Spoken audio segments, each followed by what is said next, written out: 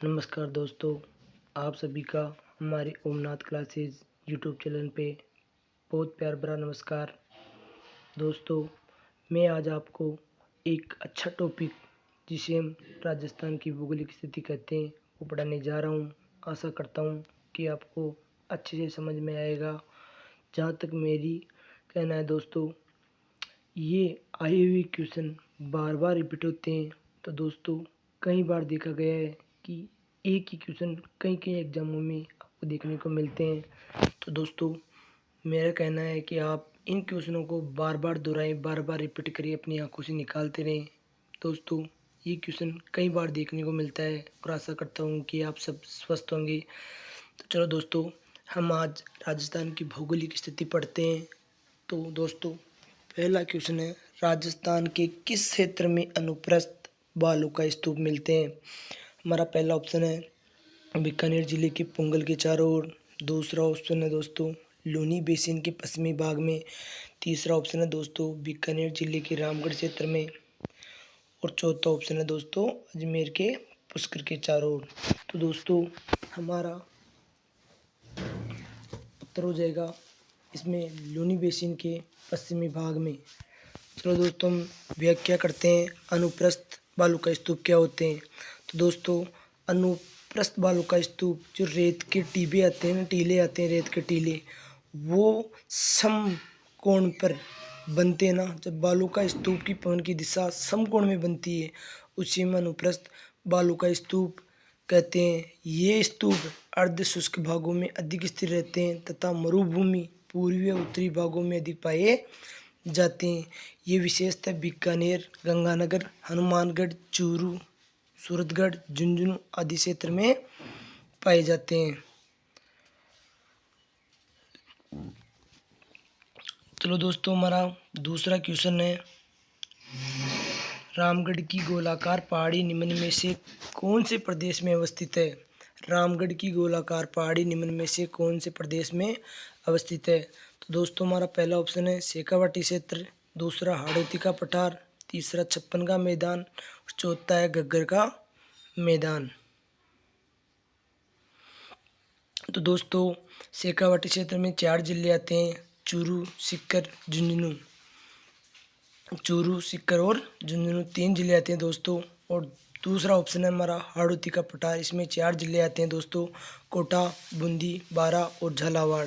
तीसरा ऑप्शन है दोस्तों हमारा छप्पन का मैदान, इसमें दोस्तों पाली आ गया, नागौर आ गया, ये चूरू सीकर के कुछ कुछ जिले आते हैं। और चौथा ऑप्शन है दोस्तों हमारा घग्गर का मैदान, जिसमें 2 विशेषता जिले आते हैं, हनुमानगढ़ और गंगानगर, जिसमें घग्गर नदी भी बहती है। रामगढ़ विशेषतः 12 जिले में स्थित है, तो 12 हमारा हाड़ौती के पठार का भाग हो जाएगा। तो दोस्तों, इसमें हमारा दूसरा ऑप्शन करेक्ट हो जाएगा, हाड़ौती का पठार। हाड़ौती का पठार। तो दोस्तों, राजस्थान में धूल भरी आंधियाँ चलने के लिए आवश्यक दशा कौन सी है? राजस्थान में धूल भरी आंधियाँ चलने के लिए आवश्यक दशा कौन सी है? दोस्तों, दशा का मतलब दिशा हुआ है, दिशा है उच्च वार्षिक तापांतर, शीत ऋतु में उच्च वायुदाब, तीसरा है संवहनीय क्रियाएं और चौथा है तिब्बत के पठार पर निम्न वायुदाब। तो दोस्तों, इसमें हमारे तीसरा ऑप्शन करेक्ट हो जाएगा, संवहनीय क्रियाएं। संवहनीय क्रियाएं। तो दोस्तों, इसमें हमारा तीसरा ऑप्शन संवहनीय क्रियाएं बेस्ट हो जाएगा। उच्च वार्षिक तापमान गर्मियों में होता है, शीत ऋतु में उच्च वायु दाब जिसे माउट कहते हैं, जिसके कारण माउट वर्षा होती है। और तिब्बत के पठार पर निम्न वायु दाब दशाएं, जो अलग राज्यों के लिए है, हमारे राजस्थान के लिए इतनी प्रभावित नहीं है। चलो दोस्तों, हम अगले वाले क्वेश्चन में चलते हैं। राजस्थान के धरातलीय स्वरूपों के संबंध में निम्नलिखित में से कौन सा कथन गलत है? पहला ऑप्शन है दोस्तों पश्चिमी बालू का मैदान टेती सागर का अवशेष। दूसरा ऑप्शन है दोस्तों दक्षिणी पूर्वी पठार गोंडवाना लैंड का विस्तारित भाग। तीसरा ऑप्शन है दोस्तों अरावली एक वलित पर्वत श्रेणी है।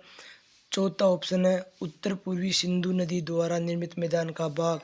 दोस्तों, मैंने पहले भी आपको एक बात बताई थी कि हमें एक चीज़ का विशेषता ध्यान रखना है, कभी भी एग्ज़ाम में जाओ तो आप एक तो नहीं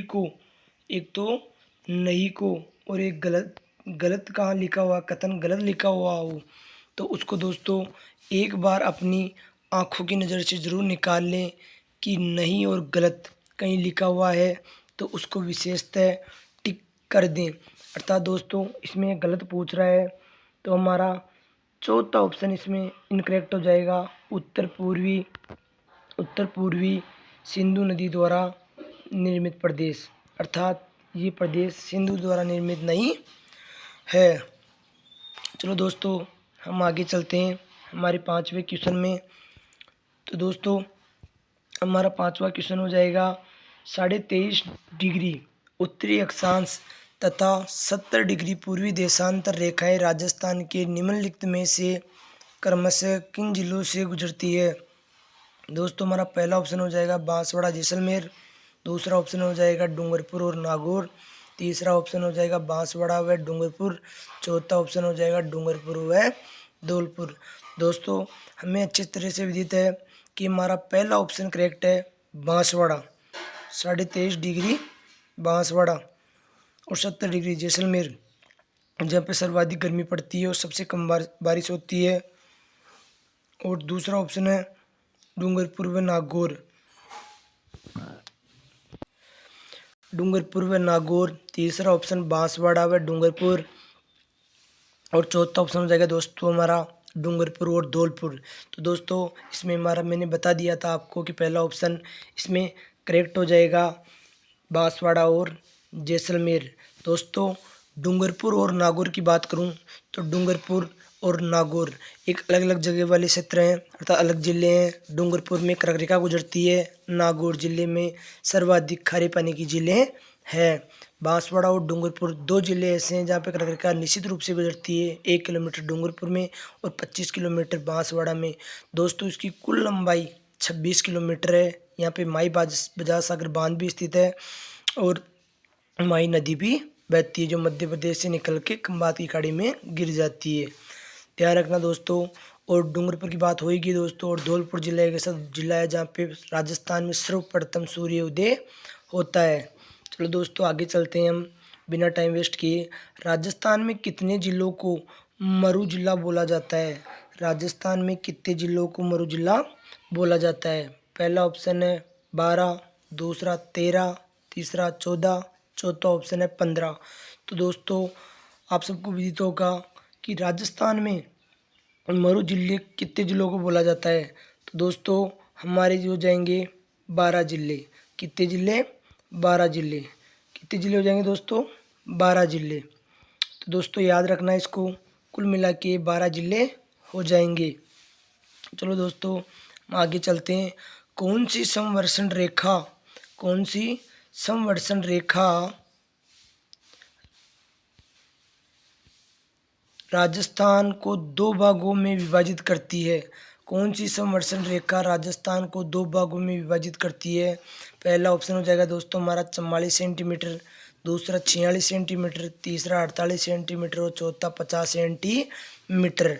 तो दोस्तों इसमें हमारा करेक्ट उत्तर हो जाएगा इसमें 50 सेंटीमीटर। अर्थात ये सीमा रेखा अर्थात हमारे राजस्थान को दो बराबर सीमा बांटती है।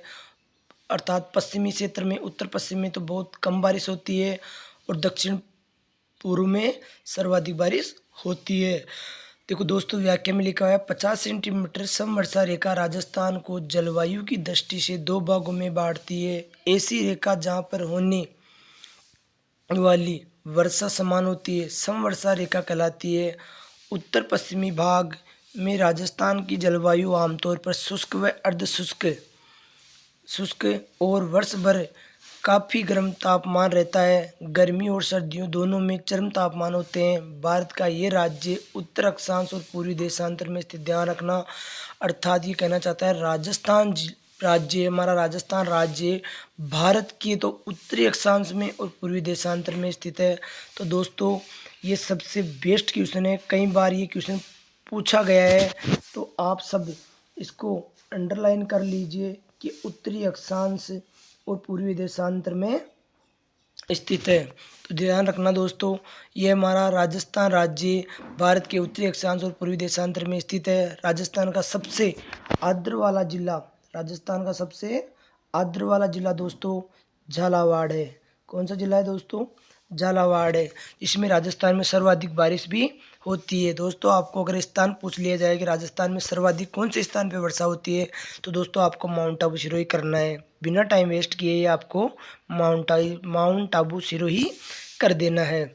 आर्द्र जलवायु प्रदेश के अंतर्गत बांसवाड़ा, झालावाड़, कोटा का दक्षिणी पूर्वी भाग, उदयपुर का दक्षिण पश्चिमी भाग व आबू पर्वत का सीमांत क्षेत्र आदि आते हैं। चलो दोस्तों, हमारे 7 क्वेश्चन पूरे हो गए हैं। अब हम आगे चलते हैं 8वें क्वेश्चन में। तो दोस्तों हमारा 8वां क्वेश्चन हो जाएगा, निम्न में से किन जिलों की सीमा रेखा गुजरात से मिलती है? किन जिलों की सीमा रेखा गुजरात से मिलती है? तो दोस्तों पहला ऑप्शन हो जाएगा हमारा उदयपुर, दूसरा बांसवाड़ा, तीसरा डूंगरपुर और प्रतापगढ़। तो दोस्तों हमारा इसमें नीचे दिए गए कोड का प्रयोग करते हुए हमें सही उत्तर चुनना है। तो दोस्तों हम सही उत्तर चुनते हैं, इसमें हम अगर सही उत्तर चुनते हैं तो हमारा दूसरा ऑप्शन करेक्ट हो जाएगा। कौन सा ऑप्शन करेक्ट हो जाएगा दोस्तों? दूसरा ऑप्शन करेक्ट हो जाएगा। राजस्थान के वे जिले जिनकी राजनीतिक सीमा भारत की किसी अंतर्राज्यीय या अंतर्राष्ट्रीय सीमा से नहीं लगती है, अर्थात ऐसे कितने जिले हैं जिनकी सीमा ना तो कोई राज्य से और ना कोई देश से लगती हो। तो हमारे कुल मिला के दोस्तों 6 ऐसे ज़िले हैं जिनकी सीमा किसी राज्य और अंतर्राष्ट्रीय देश से नहीं लगती है। तो दोस्तों पहला ऑप्शन हो जाएगा प्रतापगढ़, दौसा, टोंक, बांसवाड़ा, राजसमंद। दूसरा ऑप्शन है पाली, जयपुर, नागौर, धौलपुर, अजमेर। और तीसरा ऑप्शन हो जाएगा दोस्तों बूंदी, दौसा, राजसमंद, पाली, जोधपुर। चौथा ऑप्शन हो जाएगा दोस्तों करौली, भीलवाड़ा, दौसा, नागौर और टोंक। तो दोस्तों हमारा इसमें तीसरा ऑप्शन हो जाएगा बूंदी, दौसा, राजसमंद, पाली, जोधपुर और टोंक भी आता है दोस्तों, इसमें टोंक भी होगा, लेकिन इसमें कुल 6 दिए हुए नहीं है दोस्तों। तो दोस्तों इसमें हमारा तीसरा ऑप्शन करेक्ट हो जाएगा बूंदी, दौसा, राजसमंद, पाली और जोधपुर। राजस्थान का उत्तर से दक्षिण व पूर्व से पश्चिम का विस्तार कितना है? राजस्थान का उत्तर से दक्षिण व पूर्व से पश्चिम का विस्तार कितना है? तो दोस्तों मैं आपको बता देता हूँ पहले एक चीज़ कि हमारे जैसे हम नक्शे को देखेंगे ना, तो हमें उत्तर से दक्षिण की लंबाई ज़्यादा दिखाई देगी, लेकिन रियल में अगर हम देखें ना तो पूर्व से पश्चिम की लंबाई राजस्थान में ज़्यादा है, जिसकी 869 है, और उत्तर से दक्षिण की 826 है। तो दोस्तों पहला ऑप्शन है 915 842 किलोमीटर, दूसरा 826 869 किलोमीटर, तीसरा ऑप्शन है 834 से 887 किलोमीटर, चौथा 852 से 878 किलोमीटर। तो दोस्तों दूसरा ऑप्शन करेक्ट हो जाएगा 826 से 869 किलोमीटर। चलो दोस्तों आगे, राजस्थान प्रदेश की उत्तर से दक्षिण तक अधिकतम लंबाई 826 है, पूर्व से पश्चिम की देखें 869 किलोमीटर है। दोस्तों इन दोनों रेखाओं के मध्य का अंतराल पूछ ले कभी आपको तो 43 किलोमीटर है। ध्यान रखना दोस्तों, ये क्वेश्चन में कई बार पूछा गया है। राजस्थान के दूर उत्तर में श्री गंगानगर जिले का कोणा गांव है तथा दूर दक्षिण में बांसवाड़ा जिले का बोरकुंड गांव है।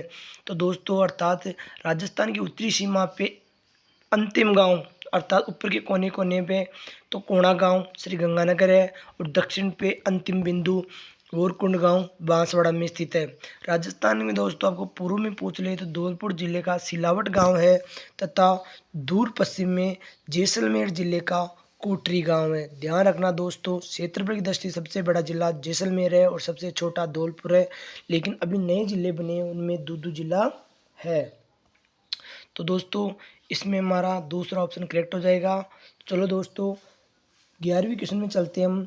भोराट का पठार स्थित है, अर्थात भोराट का पठार राजस्थान में कहाँ स्थित है? तो दोस्तों भोराट का पठार राजस्थान में पहला ऑप्शन है रघुनाथगढ़ और नाहरगढ़ के मध्य, दूसरा ऑप्शन है अचलगढ़ और देलवाड़ा के मध्य। तीसरा ऑप्शन है दोस्तों कुंभलगढ़ और गोगुंदा के मध्य। चौथा ऑप्शन है दोस्तों जयगढ़ और नाहरगढ़ के मध्य। तो दोस्तों इसमें हमारा दूसरा ऑप्शन दोस्तों तीसरा ऑप्शन कुंभलगढ़ और गोगुंदा के मध्य हो जाएगा। उड़िया का पठार जो सिरोही में स्थित है, इसकी ऊंचाई उड़िया का पठार की 1380 है। आबू पर्वत की 1294 किलोमीटर है जो सिरोही में स्थित है। बोराट का पठार कुंभलगढ़ के गोगुंदा के मध्य स्थित है। चौथा पठार है दोस्तों बिजोलिया बेस रोडगढ़ के मध्य स्थित है। उपरमाल का पठार बिजोलिया भीलवाड़ा में, बेस रोडगढ़ चित्तौड़गढ़ में है दोस्तों। मेसा का पठार चित्तौड़गढ़ में दोस्तों जो 840 किलोमीटर लंबा है, 840 मीटर सॉरी दोस्तों मीटर है। तो इस मेसा के पठार के ऊपर ही दोस्तों हमारा चित्तौड़गढ़ का किला भी स्थित है। ये क्वेश्चन भी कई बार पूछे जाने वाला क्वेश्चन है दोस्तों कि लसाड़िया का पठार कहाँ स्थित है। तो इससे विशेषता है उदयपुर से जैसलमेर झील के अंतराल पर कटा फटा भूभाग जिसका विस्तार प्रतापगढ़ तक फैला हुआ है। ये लसाड़िया का पठार प्रॉपर उदयपुर में माना जाता है। एक सातवां और है दोस्तों कि मानदेसरा का पठार बेसरोगढ़ चित्तौड़गढ़ का तक विस्तृत है। बेसरोगढ़ चित्तौड़गढ़ में स्थित है दोस्तों। बेसरोगढ़ एक तहसील है और दुर्ग भी है जिसे जल दुर्ग की श्रेणी में रखा गया है।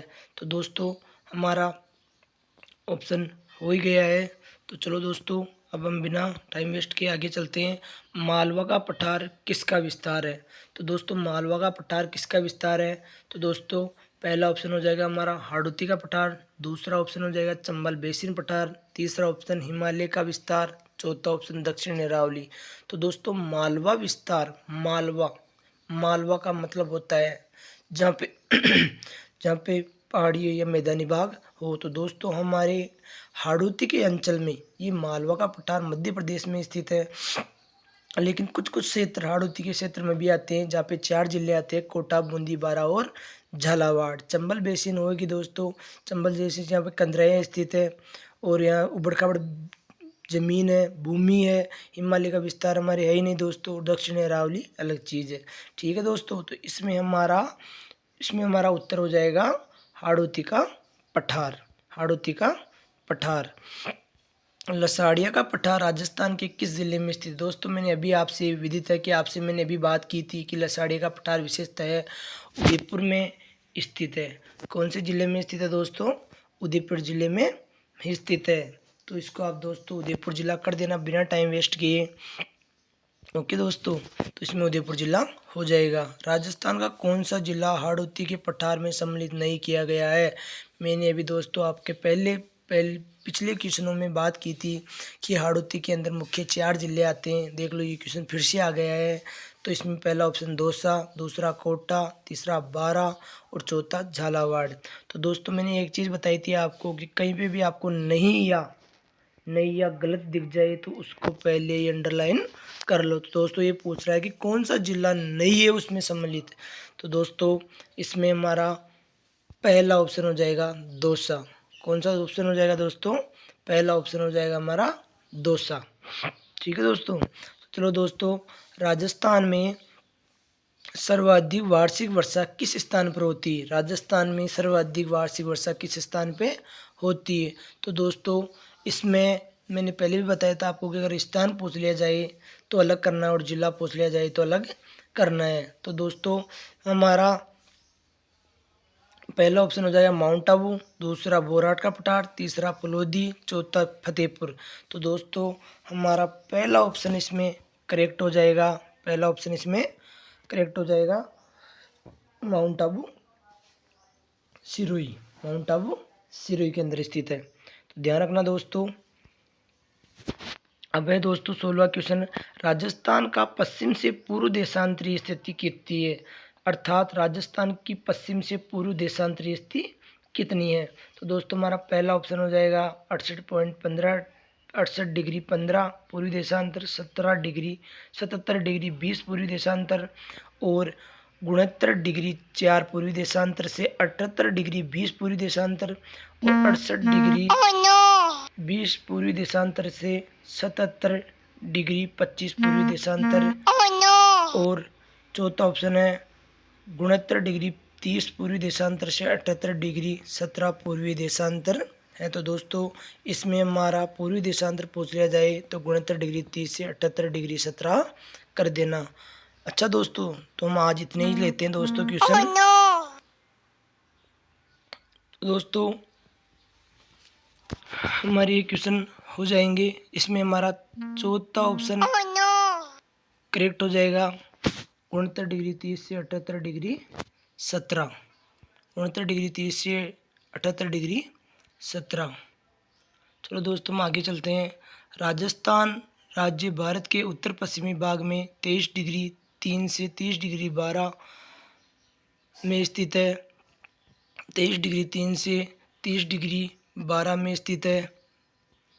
और पूर्वी देशांतर पूछ लिया जाए दोस्तों आपको तो 69 डिग्री 30 से 78 डिग्री 17 पूर्वी देशांतर के मध्य स्थित है। चलो दोस्तों हम आगे चलते हैं 17वें क्वेश्चन में। निम्न में से कौन सा युग्म सही है? निम्न में से कौन सा युग्म सही है? दोस्तों मैंने इसके आपसे पहले ही बात कर ली है, तो हम टाइम वेस्ट ना करते हुए इस क्वेश्चन को यहीं पे सोल्व कर देते हैं कि हमारे अगर हमें उत्तरी अक्षांश पूछ लिया जाए, हमें उत्तरी अक्षांश पूछ लिया जाए तो हमें याद रखना है कि 23 डिग्री 3 से 30 डिग्री 12 उत्तरी अक्षांश, और पूर्वी देशांतर पूछ लिया जाए तो 69 डिग्री 30 से 78 डिग्री 17 78 डिग्री 17 पूर्वी देशांतर हो जाएगा। और राजस्थान का क्षेत्रफल तो लगभग सभी बच्चों को याद होता है दोस्तों, 3,42,239.78। हालांकि दोस्तों इसमें 74 लिखा हुआ है, लेकिन हमारा पहला उत्तर करेक्ट हो जाएगा। ठीक है दोस्तों, चलो दोस्तों हम आगे चलते हैं। अब राजस्थान राज्य का पूर्वी पश्चिम और उत्तर दक्षिणी देशांतर तथा अधिकांश विस्तार कितना है? तो दोस्तों अभी हमने पहले बात की थी, उसमें हमें अच्छे से पता है कि ये हमारा कितना था। तो उसमें दोस्तों राजस्थान का पूर्व पश्चिम की बात करते हैं हम, तो हमारा इसमें 60 डिग्री 9 से तथा 60 डिग्री 47। दूसरा ऑप्शन है 8 डिग्री 47 से 60 डिग्री 9 और 60 डिग्री 47 तथा 8 डिग्री 9 और 60 डिग्री 47 8 डिग्री 47। तो दोस्तों हमने पहले भी विदित है कि इसमें हमें 60 डिग्री 9 से 60 डिग्री 9 से 8 डिग्री 47 हो जाएगा। तो दोस्तों हमारा इसमें पहला उत्तर करेक्ट हो जाएगा 60 डिग्री 9 से 7 डिग्री 9 से 8 डिग्री 47। सॉरी दोस्तों इसमें 60 डिग्री 9 से, अब इसमें दोस्तों ये दूसरा ऑप्शन करेक्ट होगा दोस्तों इसमें, क्योंकि ये बदल के लिखा हुआ है दोस्तों। 8 डिग्री 47 से 60 डिग्री 9 हो जाएगा दोस्तों, 8 डिग्री 47 से 60 डिग्री 9 हो जाएगा दोस्तों। चलो दोस्तों हम आगे चलते हैं। राजस्थान का क्षेत्रफल कितना है? राजस्थान का क्षेत्रफल कितना है? तो दोस्तों राजस्थान का क्षेत्रफल तो मैंने आपको पहले ही बता दिया है कि 3,42,239 वर्ग किलोमीटर राजस्थान का क्षेत्रफल है। 3,42,239 वर्ग किलोमीटर है, जो कुल भारत के क्षेत्रफल का 10.41% भी है, 10.41% क्षेत्रफल भी है। तो इसमें हमारा करेक्ट उत्तर हो जाएगा दोस्तों 3,42,239.78 ऐसा है दोस्तों वर्ग किलोमीटर में। और अगर वर्ग मील में पूछ लिया जाए आपको तो 132 140 है, 132 140 दोस्तों ध्यान रखना दोस्तों। 20वां क्वेश्चन है दोस्तों हमारा, राजस्थान के बारे में निम्नलिखित कथनों में से हो कौन सा एक सही नहीं है? अर्थात ऐसा कोई एक ऑप्शन है जो इसमें सही नहीं दिया हुआ है। तो पहला ऑप्शन है दोस्तों हमारा, उत्तर पश्चिम की अपेक्षा पूर्व पश्चिम विस्तार अधिक है। उत्तर दक्षिण की अपेक्षा पूर्व पश्चिम विस्तार विराम कम है। और तीसरा ऑप्शन है, इसकी कुल स्थलीय सीमा 6000 किलोमीटर से कम है। चौथा ऑप्शन है दोस्तों, इसका अक्षांशीय विस्तार 60 डिग्री से अक्षांश से कम है। तो दोस्तों इसके बारे में हमारा क्वेश्चन हो जाएगा। अर्थात वैसे तो दोस्तों इसमें कोई भी गलत ना है, कोई भी गलत नहीं है, लेकिन ये बोल रहा है दोस्तों कि पहला ऑप्शन है कि उत्तर दक्षिण की अपेक्षा पूर्व पश्चिम का विस्तार अधिक है। तो दोस्तों ये सही है, लेकिन दोस्तों ये विराम कब में, ये क्वेश्चन दूसरा ऑप्शन जो दिया हुआ है दोस्तों ये अनकरेक्ट हो जाएगा दोस्तों। क्या हो जाएगा? ये अनकरेक्ट हो जाएगा दोस्तों। चलो दोस्तों आगे चलते हैं हम। रेड क्लिफ रेखा का राजस्थान में विस्तार कहाँ तक है? तो पहला ऑप्शन हो जाएगा दोस्तों इंदुमल कोट गंगानगर से बाकासर बाड़मेर तक। दूसरा कोणा गांव गंगानगर से सागगढ़ जालोर तक। तीसरा इंदुमल कोट गंगानगर से सागगढ़ जालोर तक। और चौथा ऑप्शन कोणा गांव गंगानगर से बाकासर बाड़मेर तक। तो दोस्तों हमारा पहला ऑप्शन करेक्ट हो जाएगा, इंदुमल कोट से लेकर बाकासर बाड़मेर तक, बाकासर बाड़मेर तक। ठीक है दोस्तों, राजस्थान में थार मरुस्थल से प्रभावित क्षेत्रफल व जनसंख्या का प्रतिशत कितना है दोस्तों? अर्थात क्षेत्रफल तो मरुस्थल का कितना है और जनसंख्या वहाँ की कितनी है? तो दोस्तों इसमें हमारे मुख्य तो हो जाएंगे क्षेत्रफल 50%, जनसंख्या 50%। दूसरा ऑप्शन है 61% क्षेत्रफल और जनसंख्या 40%। क्षेत्रफल 70%, जनसंख्या 60%। क्षेत्रफल 70%, जनसंख्या 70%। तो दोस्तों इसमें हमारा दूसरा ऑप्शन करेक्ट हो जाएगा, क्षेत्रफल 61% और जनसंख्या 40% है। ठीक है दोस्तों, अब दोस्तों एक अच्छा क्वेश्चन आया है कि शेर पर्वत चोटी की ऊंचाई क्या है? शेर पर्वत चोटी की ऊंचाई क्या है? दोस्तों वैसे में सबको विदित है कि राजस्थान में सबसे ऊंची चोटी कौन सी है, जिसका नाम है गुरु शिखर। कौन सी चोटी है दोस्तों?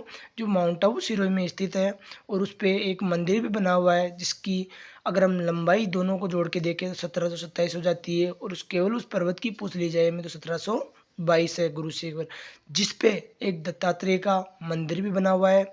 दूसरा ऑप्शन है दोस्तों हमारा 1597 मीटर जो शेर पर्वत चोटी की ऊंचाई है, और तीसरा है 1380 मीटर, और दोस्तों चौथा ऑप्शन है 1496 मीटर।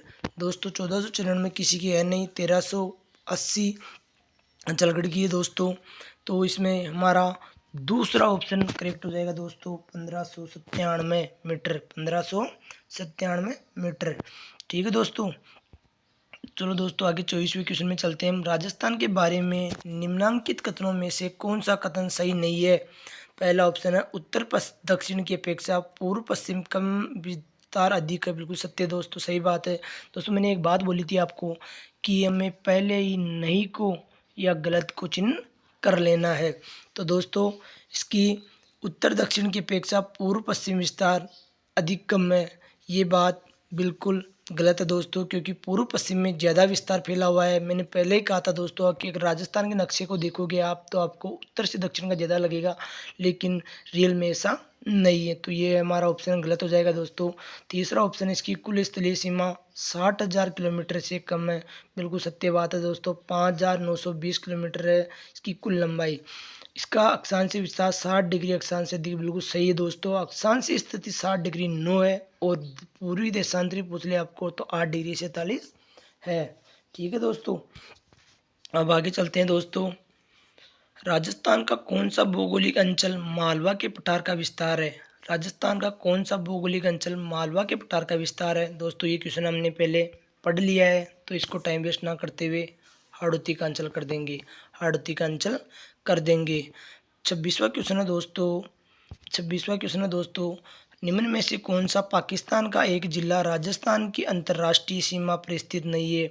अर्थात ऐसा कौन सा जिला है जो पाकिस्तान की सीमा पर स्थित नहीं है? तो दोस्तों पहला ऑप्शन है खैरपुर, दूसरा मीरपुर, तीसरा है लोहलपुर, और चौथा है बहावलपुर। तो दोस्तों इसमें हमारा तीसरा ऑप्शन अनकरेक्ट हो जाएगा, नहीं स्थित है लोहलपुर, ऐसा कोई जिला वहाँ पे स्थित है नहीं है दोस्तों। ठीक है दोस्तों, चलता हूँ आगे दोस्तों टाइम वेस्ट ना करते हुए। राजस्थान का क्षेत्रफल भारत के कुल क्षेत्रफल का कितना प्रतिशत है? दोस्तों मैंने ये क्वेश्चन आपको पहले ही बता दिया है। तो इसमें पहला ऑप्शन है 9%, 11.50%, 15%, और चौथा ऑप्शन है 10.45%। तो दोस्तों इसमें मैंने पहले बता दिया था कि इसमें आपको एक ऑप्शन हो जाएगा, इसमें 10.41% हो जाएगा दोस्तों, जो हमारा इसमें दिया हुआ नहीं है दोस्तों। तो इसमें मान लिया जाएगा 10.45 लगभग ये है। देखो राजस्थान का कुल क्षेत्रफल की बात करें दोस्तों, हम राजस्थान के कुल क्षेत्रफल की बात करें दोस्तों, तो हमारा राजस्थान का कुल क्षेत्रफल 3,42,239 वर्ग किलोमीटर हो जाता है। कितना हो जाता है दोस्तों? 3,42,239 वर्ग किलोमीटर हो जाता है। और वही बात करें देश के क्षेत्रफल के प्रतिशत की, तो 10.41% हो जाएगा दोस्तों।